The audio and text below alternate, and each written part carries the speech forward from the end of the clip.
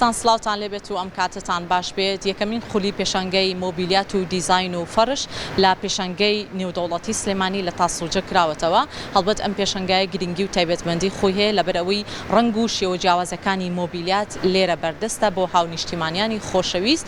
تەواوی کارگە بەشداربووەکانی نێو پێشەنگە کە ڕۆڵێکی زۆر تایبەتیان هەیە لە بەرهێمێنانی مۆبیلیاتەکان لەلایەن شارەکانی ئێرانەوە بەشداریان پێکراوە. بۆیە توی خۆشەویست توی ئازیز ئەتوانی بیتە نێو پێشەنگەی نێودەوڵەتی سلێمانی بە چاوی خۆت تەواوی مۆبیلیاتەکان ببینیت و خۆت بڕیار بی لەوەی کە ئەم مۆبیلیاتە بکڕیت و بە نرخێکی گونجاو دەست کەوێت. ئێوەش لەگەڵمانابن تا کۆتایی ئەم بەڕگەیە چەندین زانیاری زۆر تایبەت بۆ ئێوەی خۆشەویست ئەخەینەڕۆ.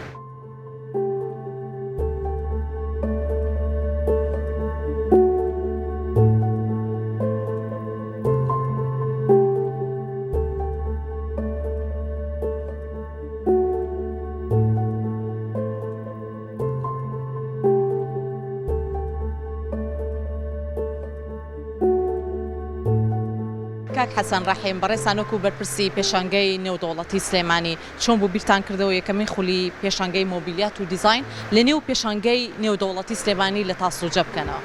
سپاس بەخێر بێن بۆ پێشەنگە، سپاس بۆ کورسات کە لە چالێکیەکانە حەزورتان هەیە. دیارە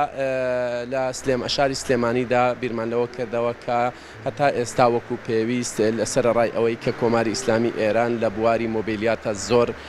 کارگەی زۆری هەیە و بەڕاستی مۆبیلیاتەکانیشیان زۆر بە کوالیتیە،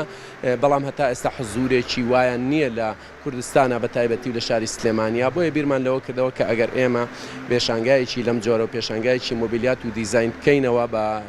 هاوکاری و کۆمپانیا بەرهەمهێنە ئێرانیەکان، ئەتوانین بڵین بە شێوەیەکی گشتی بازاڕێکی باش دەبێت لە نێوان هەردوولایە و ئەتوانێت هەلیکاری باش بڕەخسێنێت لە نێوان بازرگانانی ئێمە لە بواری مۆبیلیات و هەروەها کارگەوە بەرهێنەرەکانی کۆماری ئیسلامی ئێراندا. بۆیە بۆ ئەم مەبەستە بیرمان لەوە کردەوە کە پێشانگایەکی لەم جۆرە بۆ یەکەم جار لە شاری سلێمانیا بکەینەوە. خۆشبەختانە زۆرێک لەم کۆمپانیانەی کە لێرە بەشدارن و بەشداریان کردووە بە دیزاینێکی زۆر جوان و بە کوالیتێکی زۆر باش مۆبیلیاتەکانیان هێناوە و نمایشیان کردووە. ئەتوانین بڵین لە بواری مۆبیلیاتی سەڵتەنەتی و کلاسیک و مۆدێرنا لێرە لە هەموو جۆرەکان هەیە. هاونیشتمانیانیش ئەتوانن بەڕاستی لێی بەهرەمەند بن. ئەم چەند ڕۆژەی کە لێرن کە تا 13 مانگ ئەم پێشانگایە بەردەوامە، ئەتوانن لێی بەهرەمەند ببن چونکە لە دەستی یەکەمەوە ئەتوانن بیکڕن و هەروەها بازرگانانی بواری مۆبیلیات کە شۆڕۆمی زۆرمان هەیە ئێمە لە شاری سلێمانیا ئەتوانن بێن لێرە کۆنتاکتێکی بەردەوامیان لەگەڵا بکەن و گرێبەستیان لەگەڵا بکەن و بتوانن، چونکە ئەمانە هەمووی خاوەن کارگەن، یعنی ئەوە نیە لەوێ شۆڕۆمێکیان هەبێ و هاتمن لێرە مۆبیلیاتەکانیان بفرۆشن. ئەمانە خاوەن کارگەن بە هەر شێواز و مۆدیل و ڕنگ و مستەوایە کە بیانەوە بۆیان بەرهەم دەهێنن. خۆشبەختانە ئەم مۆبیلیاتانی کە ئێستا لێرەیە هەمووی لە مەتریالێکی زۆر بە کوالیتی بەرهەم هاتووە، هەمووی لە داری گوێز و داری ڕاش بەرهەم هاتووە کە دوو دارن لە جیهانە بەناوبانگن ئەمڕۆ و کاری دەستیشی زۆر تێدایە. بۆیە من لێرەوە داوا لە هاونیشتمانیان لە بازرگانان و کاسبکارانی ئەم بوارە دەکەم لەم فرسەتە کاڵک وەربگرن، سەردانی پێشانگا بکەن و ئێمەش ساڵانی دیکە بە قووەتێکی زیاتر و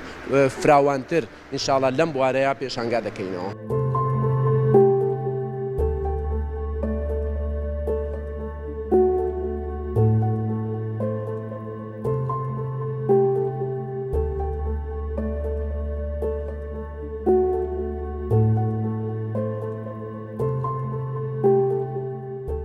ئاغای ساکت بەڕێسانۆک و خاوەن کارگێک لە شارەکانی ئێرانەوە بەشدارن، پێمان بڵێ مۆبیلیاتەکەی ئێوە تا چەندە لە ڕووی کوالیتی لە ڕووی ڕنگ و شێوە بەپێی سەردەم گونجاندوتانە لەم پێشەنگایە بەشداریتان کردووە؟ بەڵێ سادار سادما بەڵێ لە 100% ئێمە ئەو بەرهەمانەی کە لە ئێران هێناومانن هەمویان کاری نوێن. هەڵبەتە یەکەم جارمانە بینە سلێمانی بەرنامەمان هەیە کە لە بازاڕەکەدا کار بکەین، چالاک بین لە ئایندە. ئەگەر خەڵکی سلێمانی پێشوازیان لە بەرهەمەکانمان کرد و کڕیاری هەبوو، ئەوە بەرهەمەکان ئەهێنین، هەوڵێن کاری نوێتر و جۆرا و جۆریان بۆ بخینە ڕوو. مۆبیلیاتەکەی بەڕێستانۆک و خاوەن کارگەیەک کلاسیکە یان مۆدێرنە، کامیان زیاتر باوە لە ئێستای لای هاوڵاتیان؟ ما هم کلاسیک داریم هم مدرن ئێمە هەم بەرهەمی کلاسیکیمان هەیە هەم بەرهەمی مۆدرن بەڵام بۆ ئەم جارە کلاسیکیمان هێناوە ئەوان ئیتر پەیوەستە بە خەڵکەکەوە ئەگەر بێت و بەدڵیان بێت مۆدرنی ژێنین چونکە خاوەنی کاری زۆر و هەمە چەشنین گرنگی ئەم پێشەنگایە وەکو شارەکانی ئێران کە بەشداریان کردووە بۆ ناوخۆی هەرێمی کوردستان تا چەندە گرنگە ما چون که نمایشگاه ئێمە چونکە لە پێشانگانی و دەوڵەتیەکانی تر وەک عومان و تاجیکستان بەشداریمان کردووە ئێستاش لێرەین لە کوردستان پێمان وایە کە لەگەڵ خەڵکی هەرێمی کوردستان نزیکیمان هەیە لە ڕووی کلتور و فەرهەنگەوە بۆیە بڕیارماندا بین و بەشداری بکەین و لە بازاڕیشدا قەبارەی خۆمان وەربگرین و فرۆشمان هەبێت بۆ بەرهەمەکانمان ئێمە ماوەی 20 ساڵە لەو کارەداین لەو ئیشەداین ئەو دارانی کە ئێمە لێرە بەکارمێنهێناوە کولەن داری سروشتێ لە داری ڕاشە کوالیتی کە بەکارمان هێناوە لە باشترین کوالیتێک لە لەحاز هەورێکەوە کە وەرمان مەسەڵەن بەکاری دێنین لە قوماشەوە لە باشترین جنسەکانی استفادە دەکەین.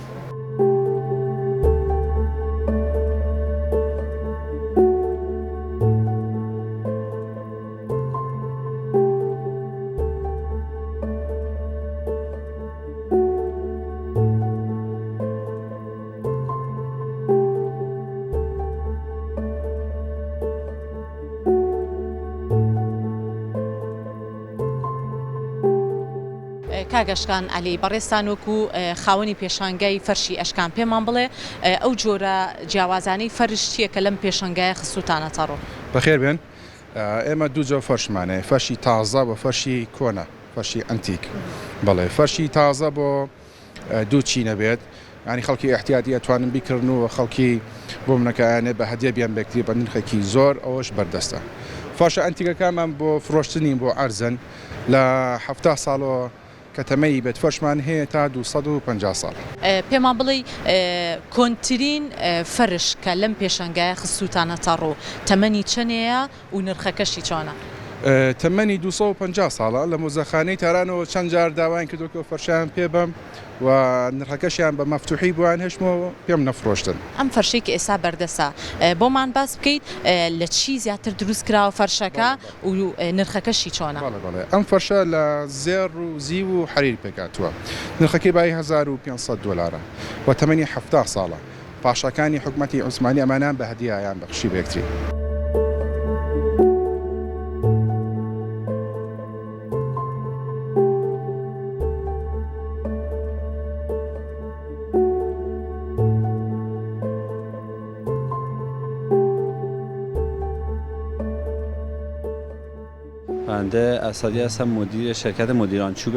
من ئەسەدیم بەڕێوەبەری کۆمپانیای مدیران بۆ کاری مۆبیلیات و دارتاشی لە شاری مەلایر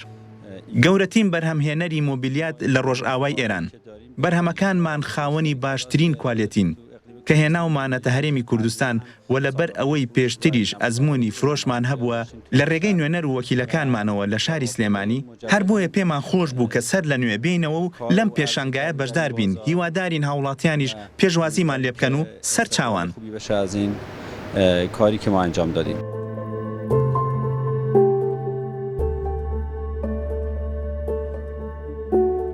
هەڵبەت هەر پێشەنگایە گرنگی و تایبەتمەندی خۆی هەیە پێشەنگەی مۆبیلیات و دیزاین و فەرش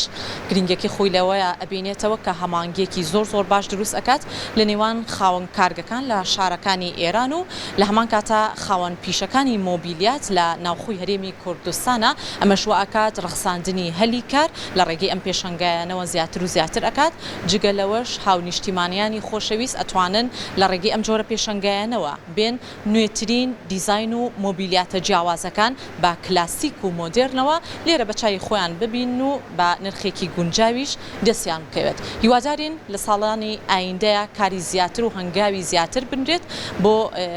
بابڵێنکردنەوەی ئەم جۆرە پێشەنگایانە بۆ ئەوەی زیاتر ژێرخانی ئابووری هەرێمی کوردستانیش بەرەو پێشچوونی زیاتر بەخۆیە ببینێت.